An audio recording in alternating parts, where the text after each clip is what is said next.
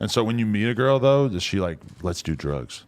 No, she doesn't do that shit, actually. At all? She drinks and she smokes and she does acid, and that's it. How much acid are you doing? Not that much nowadays. Really? You slow down? I trip once every like 2-3 months. Okay. It's nothing like it used to be. I mean, when I was younger, I would trip multiple times a week. You know, I would go through these phases where I would go up and down with my drug binges, and I would always be doing a different drug, but I'd be doing shit every day. So like, if it was acid, I'd be tripping every 2-3 days. You know, if it was coke, I mean, every day, all day, you know? I mean, it's weird because there's a lot of different types of drug addicts. And when I'm listening to you talk to Yola, it's kind of like, wow, this guy's a very different type.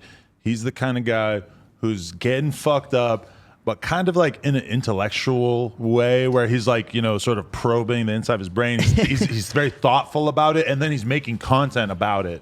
In a sense. It's a different look than like a lot of the people I know who are fucking just wilding out on drugs. It's kind of like they're just stuck. They're like they don't realize what's happening to them. They don't realize how fucked up and sad their life is, you know? And I think when I was younger, it was kind of like that, you know? I mean, it's not like I feel like my drug use now is very different than it used to be when I was younger. Back in high school, I mean, I would do anything to get high. I mean, I would sell shit. I would, you know, steal stuff to get money for drugs. It's not really like that anymore. You know, I feel, I mean, all I do nowadays is psychedelics. I take acid and I smoke weed, you know? I drink occasionally, but I haven't done coke in almost a year. I haven't done Xanax in like almost a year. Because when I was listening to you on Yola and you're talking about like, so I'm all fucked up on coke, getting in the Uber, and I'm thinking like, was that my first one? Yeah. So it's like doing a bunch of coke before you get in the Uber to get on the plane is pretty wild, because it's like the maximum amount of time that doing a bunch of coke is going to make you actually feel coked up is maybe like a half hour probably. Yeah. So it's like, no, even if it's a short Uber ride, you're going to basically be sobered up by the time you get there. I bring shit to the airport. Right. So, I mean, I'd always have a little bit with me. So you would have what, like a little shooter thing, so you could just... So what I had is I would take saran wrap, and I would roll up these thin little tubes, and I put them in cinnamon capsules. Okay. And they'd still have a little cinnamon in them, so it would kind of coat the outside, and you couldn't really see it. And I just bring like, 2 or 3 capsules with me. Have like, not too much, maybe like 1.5 grams, but enough to make me not really fiend for it. Okay. And bring that through. When your coke usage was the worst, how much were you doing? Ooh. Ball a day? At my peak usage, yes. Not like every day back to back to back. I'd do like a ball, and then I'd have to kind of like chill out, do like, 1 gram the next day. Right. But bare minimum every day, like probably 1.5 grams, you know? I've had many 8-ball days, though. Right. And what are you doing while you're fucking blowing through grams of coke? Are you the thing playing video games? Yeah, it wouldn't prowling normally, the streets? It wouldn't normally change what I did. I just play games, hang out with my friends. I did coke pretty socially, but the thing is, like, I wouldn't stop when I went home. You know, all my other friends would, stop doing blow, and they'd go home and go about their life or whatever, and I just go home and keep doing it. You know, I went through a phase where like I spent all my money on coke. Right. I mean, back in 2019, I didn't have very much money. I had a little bit saved up. I had a pretty good amount of money saved up. From YouTube? YouTube and just other stuff. I mean, I like to save. So back then I had like $20,000, $20,000. So a good chunk of change. You bought a brick? No, I didn't buy coke all at once. I should have, looking back. But throughout the next like 2-3 months, including my income, I blew all of my money. Wow. Like I just went broke.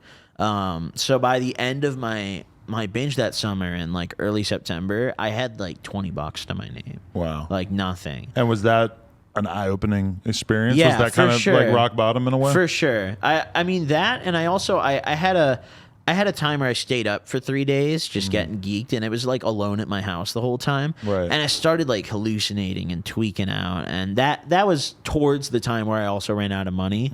So it was kind of a combination of those things that made me like, damn, I had to slow down. But what's it like being a content creator when you're doing that much coke? I mean, I wasn't very good at it back then. Really? Looking back at some of my videos I'd make when I was fucked up, it's super funny to me because you can just hear it in my voice how fast I was talking. Right. I mean, I was like a machine gun, dude. I was just like spitting words, dude. Right.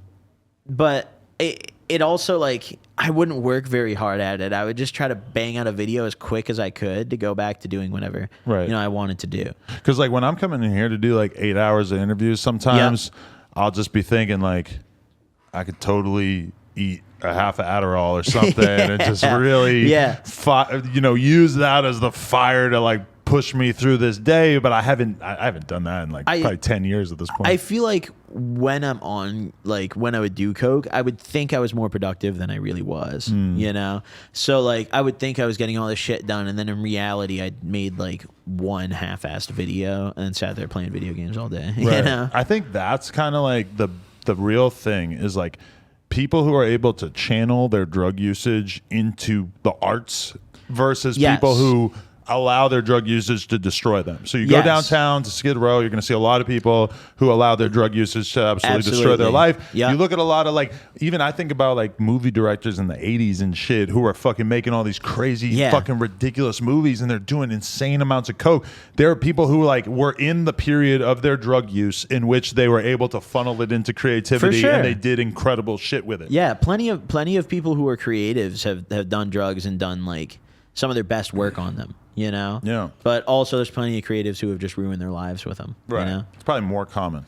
Yeah, for sure. It's probably like a good 20 to 80 ratio percent. I don't know. I would advise most people to just not even try the dragon of stick trying to the weed. Maintain that. Yeah. Stick to the weed, honestly. I mean, it's something I've learned throughout my drug use. Weed's Stick really to the weed? Yeah. Interesting. Yeah, me too. I mean, I stopped doing everything at one point. I mean, acid is still a cool drug, but at the end of the day, it can still fuck with your mental. You know, it's not completely safe. Have you ever taken acid? I had a vlog that went very, very viral back in the day. Still tons of people always comment, I've been watching you since you did acid in the woods that time. It was like, this sounds like a fun one. I'm out at the bar with my friends, and we see one of our buds who sells drugs, and he fucking got acid tabs, and he just, I forget, he was probably like $5, $10, whatever. Handed him the money, fucking got the acid, put it in my pocket. Woke up the next morning after being drunk as shit and fucking took the acid, and then proceeded to go out into the woods. But I mean, we're in Hollywood, so it's like not, there's like a lot of people around and shit. And it's like, we're just marching through the woods. All of a sudden it starts to like feel really hard to be like hiking up this mountain. It's like, holy shit, like doing cardio while the acid kicks in is fucking crazy. I mean, I bet your view was incredible though. It was definitely, we had a nice view going at the time, and then it starts hitting even more, and it's hot. Yeah. And the heat is, the feeling of it is fucking crazy. And then we went and found a little patch, and we sat there for a couple hours and just talked about crazy shit that people still bring up to me all the time. One of my quotes was Casey Neistat makes no, what was it? I said Jurassic Park was a vlog about dinosaurs. Like, it's kind of facts. I'm so fucking done off this acid, and I'm like thinking about YouTube videos and thinking like, whoa, you could do anything in a video for YouTube, bro. Like Jurassic Park was just kind of like a YouTube video, dude. Hey, hope you enjoyed this video. If you did, subscribe. We just hit 200K. We're trying to get to 300K. Turn this up. Appreciate y'all. Let's go.